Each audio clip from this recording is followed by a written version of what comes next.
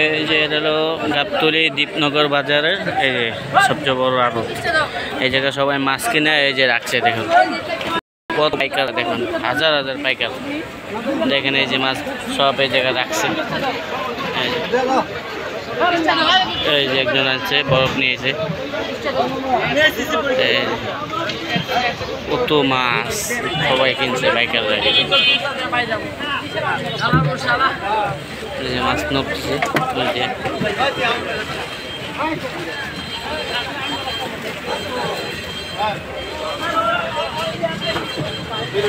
সব পাইকাররা সব কিনা। এই যে দেখেন এই যে মাছ কিনছে সব, সব নিয়ে যাবে বেচতে।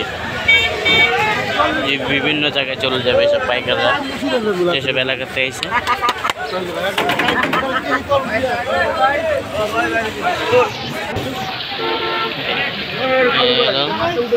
সবাই মাছ কিনে এই জায়গায় রাখছে।